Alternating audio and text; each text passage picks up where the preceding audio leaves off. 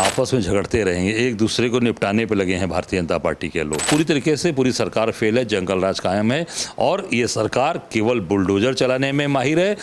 कांग्रेस पे बयान देते हुए प्रदेश अध्यक्ष ने कांग्रेस को भस्मासुर बताया। किस तरीके से उनके बयान को देखते हैं? जब मजबूत हुई भाजपा तो सबसे पहले हमला किसके ऊपर किया? उद्धव साहब ठाकरे, उनके जो बेटे हैं, उन्होंने कि जो आज स्थिति है बुलडोजर चलाने वाले लोग, बुलडोजर चला के दिल नहीं जीता जा सकता। इस देश के अंदर कभी भी नफरत की राजनीति नहीं हुई। कांग्रेस के प्रदेश अध्यक्ष अजय राय हमारे साथ हैं, इनसे बातचीत करेंगे। अगर देखा जाए तो भारतीय जनता पार्टी में आंतरिक कलह बना हुआ है। कार्यकर्ता यहाँ तक कि पूर्व विधायक और पूर्व मंत्री तक आरोप लगा रहे हैं कि उनकी सुनी नहीं जाती है। एक तरफ आप लगातार बात उठा रहे हैं मीडिया रिपोर्ट्स में जो कस्टोडियल डेथ की है, किस तरीके से इन चीज़ों को और कानून व्यवस्था को देखते हैं? ये जब आपस में लड़ते रहेंगे, आपस में झगड़ते रहेंगे, एक दूसरे को निपटाने पे लगे हैं भारतीय जनता पार्टी के लोग, तो मैं समझता हूँ कि कहाँ से शासन चलेगी, सरकार चलेगा।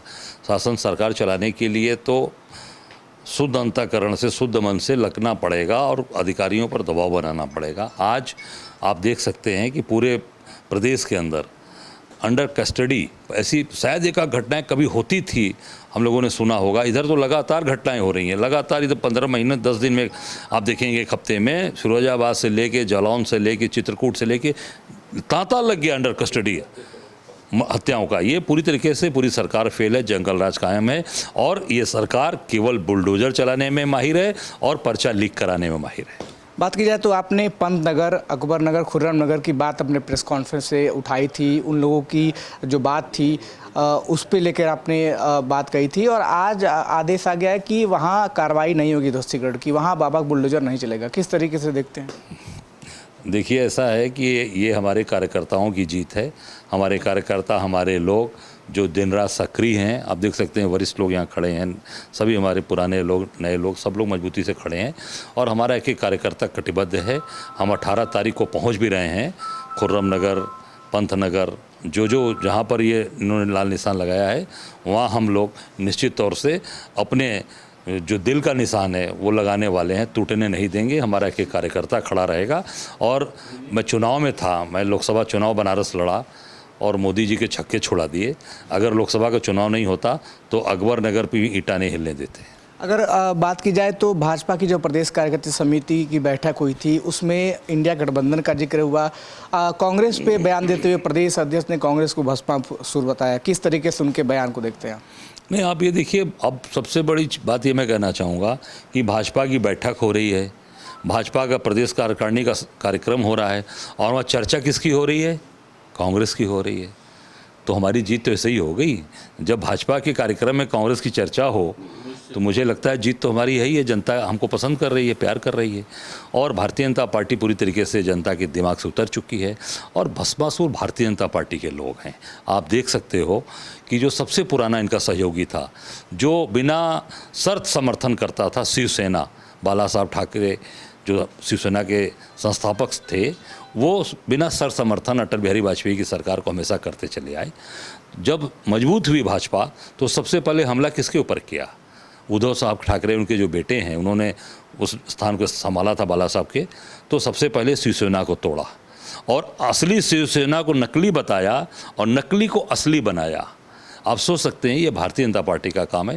कांग्रेस सबको साथ लेकर चलती है और सबका सम्मान करती है, सबको मजबूत करती है। उद्धव ठाकरे का जिक्र किया आपने। लगातार इंडिया गठबंधन के जो नेता हैं, मुख्यमंत्री योगी आदित्यनाथ की तारीफ कर रहे हैं, चाहे इमरान मसूद हो या अफजल अंसारी हो। क्या योगी आदित्यनाथ में इंडिया गठबंधन उद्धव ठाकरे को तलाश कर रहा है? देखिए, ऐसा है, मैं समझता हूँ कि जो आज स्थिति है बुलडोजर चलाने वाले लोग, बुलडोजर चला के दिल नहीं जीता जा सकता। इस देश के अंदर कभी भी नफरत की राजनीति नहीं हुई। आप महात्मा गांधी से शुरू कर लें और आप राहुल जी तक चले आइए। राहुल गांधी जी ने क्या, अभी जो सबसे ज़्यादा उनके बारे में अपशब्दों का जो इस्तेमाल करती थी स्मृति ईरानी, क्या बोला कि नहीं, अपने नेताओं से कहा कि कोई भी व्यक्ति स्मृति ईरानी के बारे में कोई भी गलत बयान या कोई भी अपशब्द न बोले। ये राहुल जी ने भी बोला है। तो ये देश भाईचारे का है, प्यार का है। बुलडोजर चला के ज़बरदस्ती किसी को घर गिराकर ये नहीं हो सकता और मैं समझता हूँ कि ऐसे लोगों को ये देश कभी स्वीकार नहीं करेगा। आखिरी सवाल, डिजिटल अटेंडेंस को लेकर तमाम विरोध हुआ था, मुख्यमंत्री तक ये बात गई थी और 6 महीने के लिए इस पर रोक लगा दिया, कमेटी बैठ गई, 6 महीने बाद सरकार फैसला की। डिजिटल अटेंडेंस शिक्षकों के लिए ही क्यों, क्या कहेंगे? नहीं, देखिए ये पूरी तरीके से अव्यवहारिक चीज़ है।